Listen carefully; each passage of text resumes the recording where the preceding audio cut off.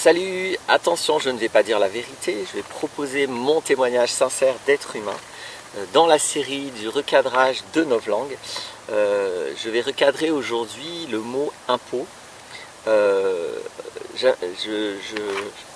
Voilà, je cherche un petit peu tout ce qui, dans la société actuelle, a été détourné comme sens. Je trouve que, en tout cas, j'ai souhaité commencer comme ça. Donc, c'est pas de la novlangue en soi. Impôt, c'est un mot qui n'est pas un diabole, c'est pas un mot en soi qui est de la novlangue. Mais quand il est appliqué à des comportements qui ne correspondent plus à la définition des impôts, ça devient de la novlangue. Parce que ça devient une façon de coincer la personne dans une situation, en l'occurrence payer des impôts, donc c'est pas rien, hein, c'est carrément financer quelque chose qui est détourné. Donc, toujours pareil, l'approche, elle est d'être très rigoureux, très consciencieux sur c'est quoi un impôt. Alors, impôts, taxes, prenez voilà, tout l'ensemble. Hein. Les impôts, les taxes, c'est donc une participation financière qu'un citoyen est d'accord de donner dans le cadre normalement de la Constitution, mais bon, la Constitution maintenant elle a été violée, archi-violée, ultra-violée, dans le cadre de la Constitution et des lois, mais les lois devant obéir à la Constitution. C'est ça l'histoire. Et donc dans le cadre de la Constitution, qui définit en l'occurrence en France des services publics, c'est une participation financière aux services publics. C'est ça les impôts et les taxes. Donc c'est pour les services publics, c'est pour rien d'autre. Deux, c'est dans le cadre d'un pacte démocratique. Le pacte démocratique étant la Constitution, je le redis, hein, je l'ai déjà dit, c'est important, on l'a beaucoup oublié. La Constitution, c'est le pacte dans lequel les citoyens acceptent de se résigner, voyez, de se soumettre aux trois pouvoirs, législatif, exécutif et judiciaire, à condition que les trois pouvoirs se soumettent à la Constitution. La Constitution, c'est la loi de la loi, c'est le cadre de la loi. Ce qui fait que d'ailleurs, c'est scandaleux que les pouvoirs aient le droit de le modifier. On est complètement taré de tolérer un truc pareil. C'est n'importe quoi. Ça peut que partir en dictature, c'est évident. C'est un processus jugé parti, donc c'est n'importe quoi. La Constitution doit protéger les citoyens des trois pouvoirs. Donc si les trois pouvoirs modifient ce qui est supposé être leur contrainte, c'est n'importe quoi, c'est une logique évidente. Bref, ça c'est une première chose. Donc, aujourd'hui, quelle est la situation? Donc, je l'ai déjà dit à plusieurs égards, j'en ai parlé quand j'ai recadré les élections. Déjà, c'est un peu compliqué parce que les trois pouvoirs ne respectent plus la Constitution. Il n'y a plus de séparation de pouvoirs, c'est le bordel total. D'ailleurs, il aurait fallu réactualiser les choses, il faudrait ajouter le pouvoir médiatique et le pouvoir de la création monétaire, le pouvoir des banques, parce que c'est des pouvoirs aussi lourds pour la société que le judiciaire, le législatif et l'exécutif. Donc il faudrait qu'il y ait 5 pouvoirs, il faudrait qu'il y ait une séparation radicale des 5 pouvoirs pour qu'on puisse éviter que les pouvoirs deviennent des abus de pouvoir. Bon, ça c'est du souhait. Mais même si on prend que les 3 pouvoirs, là il n'y a plus de séparation des pouvoirs, puisque l'exécutif fait des lois. Il n'a pas le droit de les faire, même si évidemment ils ont modifié il y a très longtemps en plus la Constitution pour pouvoir faire ça, mais ça on n'aurait jamais dû tolérer ça. Ceci dit, quand on a, par exemple en ce moment, un des services publics qui est la police, les gendarmes, les CRS, qui violent la loi, c'est-à-dire que leur cadre légal, c'est de protéger les citoyens. Je le redis, hein, j'ai fait aussi une vidéo là, sur les policiers, etc. Je prends cet exemple, hein, je vais en prendre d'autres. Leur cadre légal, c'est de protéger les citoyens, c'est pas de leur taper dessus, c'est pas de les empêcher de manifester. Même si Macron n'est pas d'accord avec les revendications, on ne tape pas les gens hein, dans une démocratie. Donc on n'envoie pas les flics ou les Benalla ou les meutes de Benalla. On ne paye pas des impôts pour ça normalement. Je vais y revenir. Donc je redis, le cadre légal du service public, en l'occurrence, c'est de protéger les citoyens, de désobéir aux ordres illégaux. Donc il y a un garde-fou, hein, et d'arrêter si nécessaire, s'il y a des citoyens qui violent la loi, de les arrêter avec respect et avec mesure, c'est-à-dire de manière adaptée à la situation. Donc on ne tape pas des gens qui ne sont pas armés ou qui tapent pas, quoi. Donc, par exemple, l'argent qu'on récolte pour financer cette milice, parce que c'est comme ça que ça s'appelle, mais ce n'est pas des impôts, ce n'est pas des taxes, ça c'est du racket. C'est comme ça que ça s'appelle. C'est de l'escroquerie. C'est-à-dire qu'on prend du fric pour financer quelque chose qui n'est pas du service public. Évidemment, quand Macron envoie des missiles en Syrie hors de tout cadre légal, le mec, il utilise son pouvoir, il abuse de son pouvoir pour prendre l'armée française, pour faire un truc lui tout seul qu'il a décidé hors de tout cadre légal. Il y a un droit international. Donc, sans rire, sous prétexte qu'il est copain avec les États-Unis, et que les États-Unis, c'est des gros balèzes et que de toute façon, le droit international, ils n'en ont rien à foutre, le mec, il le fait. Mais c'est pas du service public à ce moment-là. C'est du racket, l'argent qui est utilisé pour ça. Quand le mec, il paye sa vaisselle ou ses crèmes anti-âge, alors bien sûr, maintenant c'est toléré, il n'y a plus de contrôle, il n'y a plus rien, mais on peut ne pas être complètement débile et soumis. Je veux dire, c'est pas du service public. C'est l'argent qu'il utilise pour ça, c'est du racket, c'est de l'escroquerie. Ça ne s'appelle pas des taxes et des impôts, c'est pas de la récolte de taxes et d'impôts, c'est du racket. Avec non pas ce que la loi dit, mais la loi... moi, je ne suis pas en train de vous parler de loi, je ne suis pas dans un cadre juridique, je suis en train de vous parler de sémantique, je suis en train de vous parler de français, du sens des mots. Et en aucun cas, l'argent a jamais été prévu dans le cadre des taxes et des impôts pour l'immense majorité de ce qui se passe en ce moment. Pas du tout. C'est-à-dire que des gens, une mafia a pris le pouvoir et elle fait les lois qu'elle veut, et nous, bêtement, on obéit à des lois qui sont absolument anticonstitutionnelles, qui sont hors de tout état de droit, hors des structures et des fondations d'un état de droit. Je vais donner un autre exemple encore. En ce moment, il y a des policiers, donc, et pas que eux, qui arrêtent des gens en disant « Oh, il a une arme, il a un masque ». Attends, tout de ma gueule ou quoi? Et les juges condamnent le mec. Donc il y a des juges qui font genre qu'ils ne savent pas parler français, font genre qu'ils ne savent pas ce qu'est une arme, ils font genre qu'un masque de protection c'est une arme, et ils condamnent des gens. Donc non, là ça s'appelle de l'escroquerie. Ces juges-là, le fric qu'on leur donne, ils l'ont racketté. C'est pas du service public, c'est pas de la loi, c'est même plus du français. C'est le mec, sous prétexte qu'il est juge, il parle une langue qui n'existe pas, où on arrive à dire n'importe quoi. C'est-à-dire les masques c'est des armes, quoi? Pourquoi pas on peut pas faire pire, de toute façon, je vais pas chercher pire, c'est pas possible.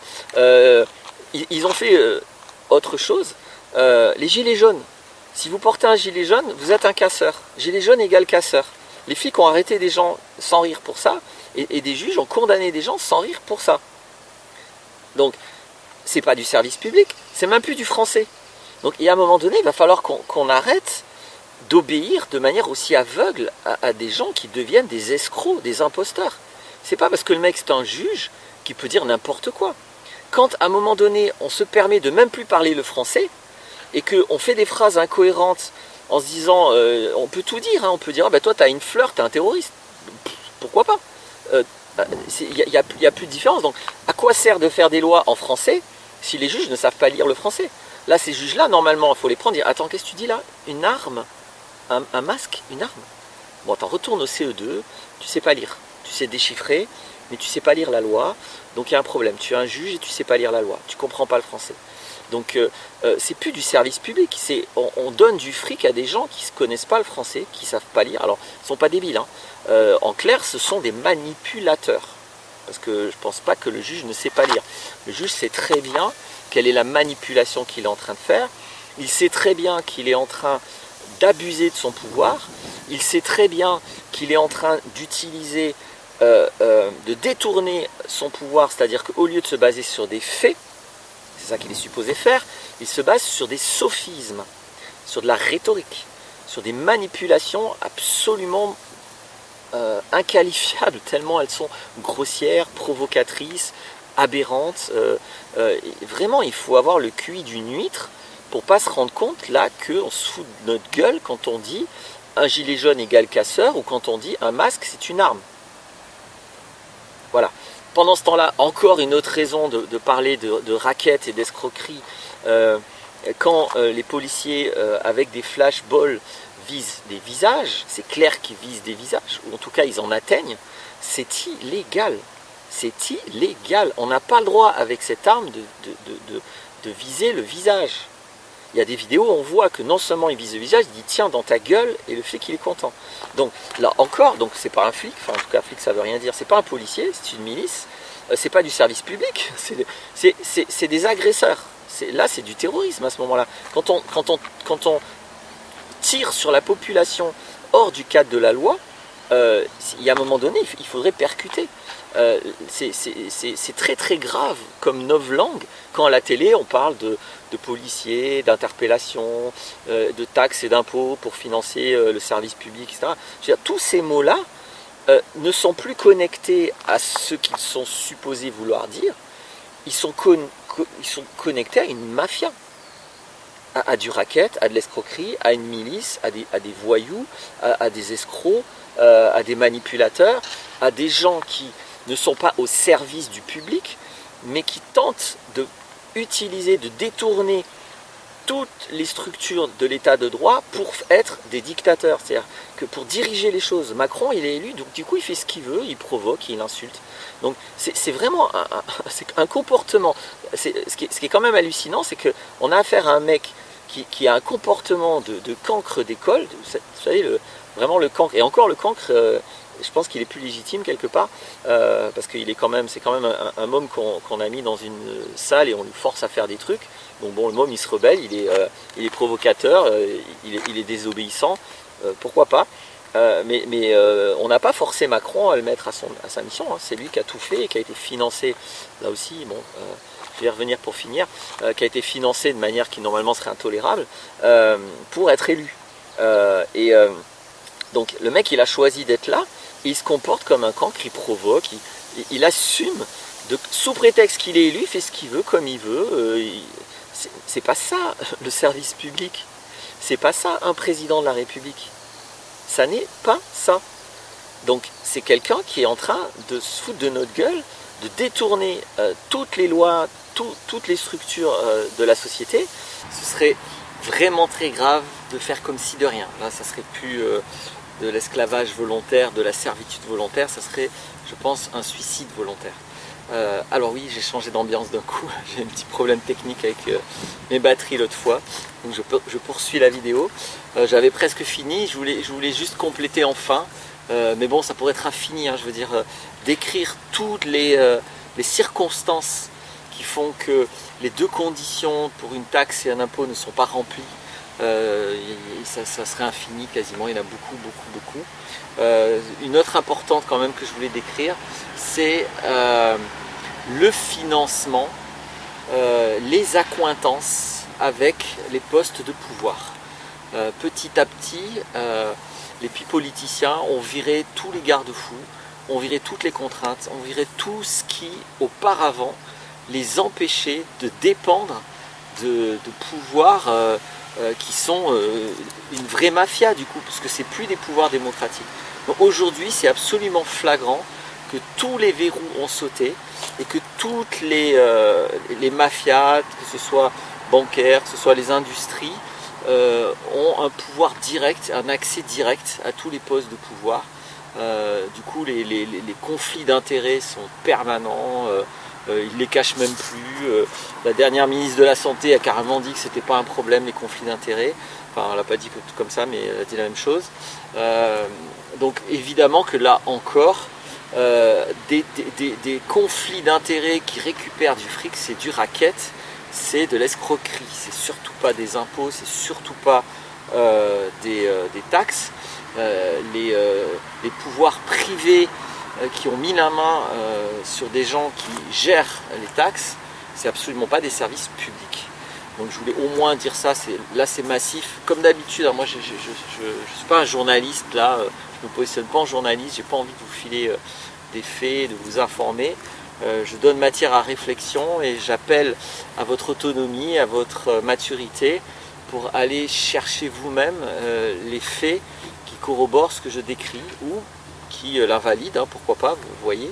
Vous pouvez envoyer des commentaires si vous avez c'est au cas où finalement je me suis trompé et qu'il n'y a pas de corruption au gouvernement aujourd'hui. Voilà. Donc je pense que là c'est complet sur ce sujet. Je finis sur donc, la notion de novlangue, hein. Je ne le dis pas au début parce que sinon je ne vais pas recommencer à chaque fois au début. Donc là, si vous l'avez déjà entendu, si vous avez déjà eu d'autres vidéos sur ce sujet, vous avez déjà entendu ça. La novlangue, c'est une notion qui vient du roman 1984, qui décrit une société qui est un totalitarisme, une dictature, non pas militaire, non pas visible, je pourrais dire, mais par le biais d'une novlangue, c'est-à-dire par le biais de tout un système de pensée, tout un conditionnement mental qui est fait au niveau des concepts, qui empêche les gens de penser correctement le monde dans lequel ils vivent. Parce que petit à petit, ce qu'ils pensent est complètement en décalage avec la réalité. Et on est à fond là-dedans, on est tout à fait dans cette situation. Et là récemment, du coup, allez voir un peu toutes les vidéos, tous les recadrages que j'ai fait sur les élections, sur les policiers, sur l'ordre public, là maintenant donc sur les taxes et les impôts. C'est absolument flagrant que tous ces mots aujourd'hui sont utilisés pour décrire des situations qui sont l'opposé de tout ça. L'opposé, c'est pas juste qu'il y a des petites dérives, quand même des fois il y a des dérapages, que ça exagère. Non, non, non, c'est carrément un renversement intégral de valeurs. On prend un concept et on le colle sur ce qui est rigoureusement l'opposé du concept. Et évidemment, j'insiste, c'est très grave. C'est pourquoi j'ai décidé de recadrer la novlangue en repensant notre univers sociétal différemment. On regagne de la liberté de penser. Ne goubez pas ce que je vous dis, l'important c'est surtout vous de gagner de l'autonomie. Ne pensez pas taxe parce qu'on vous dit taxe, ne pensez pas impôt parce qu'on vous dit impôt. Essayez de prendre du recul sur ce qu'on vous raconte et voyez si les mots qu'on utilise correspondent à la réalité que les mots tentent de représenter. Quand les mots deviennent des faux représentants, c'est très important de les changer. Voilà ce que je voulais dire sur ça, j'espère que ça aidera. Merci d'avoir écouté, à bientôt. Au revoir.